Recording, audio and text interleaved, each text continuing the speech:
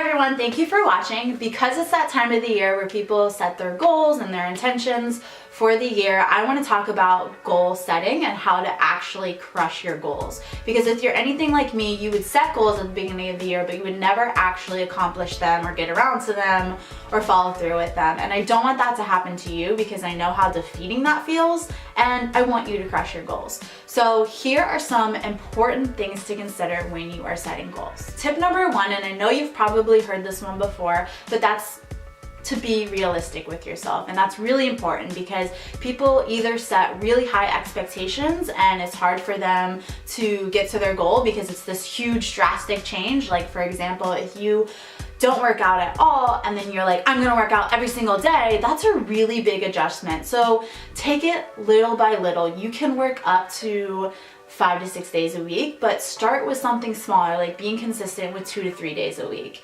And then also don't set unrealistic, like impossible goals to reach, like losing 100 pounds in a month, because that's just not gonna happen. And then of course you're gonna feel defeated because you just set this goal that's not gonna happen, and that's just like setting yourself up for failure. So be realistic with yourself. So tip number two, once you have your realistic goal, you're going to think about why you actually want that goal. So many people keep their goals at surface level, so they don't actually dive in deeper as to why they want their goal. Typically they're just like, I want to lose weight, I want to make more money, and there's no emotional attachment to it because they don't dig deep into it. So if you want to make more money, why do you want to make more money? Create an emotional attachment to it. So I want to make more money so I can pay my rent, so I can support my family. And then that's an emotional attachment to it, and you're gonna be much more inclined to actually want to accomplish this goal because it means something to you versus just losing weight or just making money.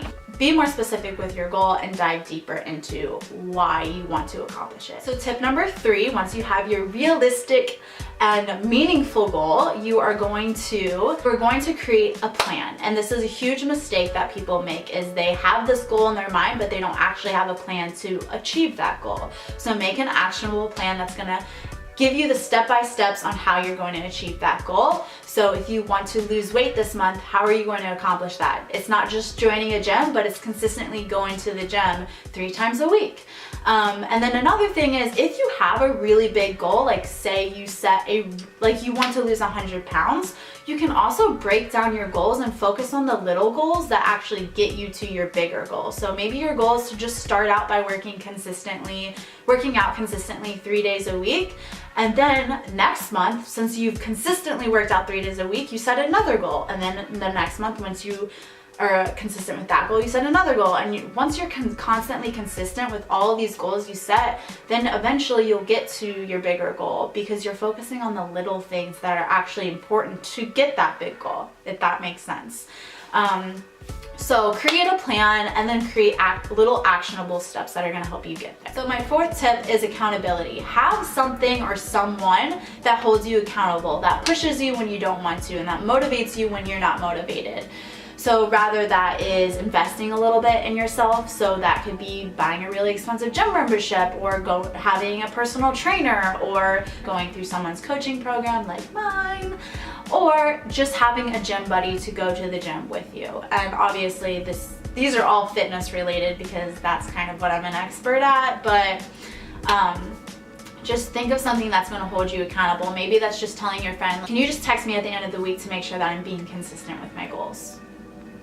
So that. Tip number 5, my last and favorite tip, is to reward yourself.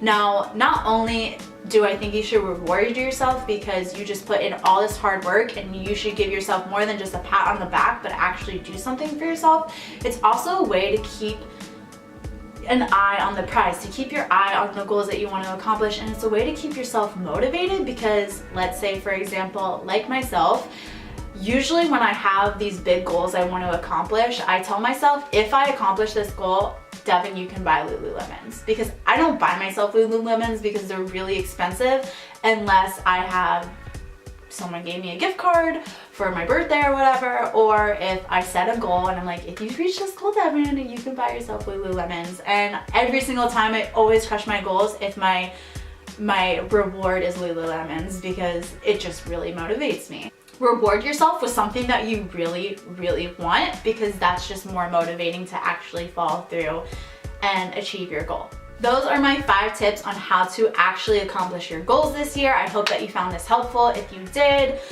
give this video a thumbs up, and in the comments below, I want to know what your specific realistic goal is, and then tell me one way that you're going to get there. So thank you for watching, and I will see you in another video. Bye.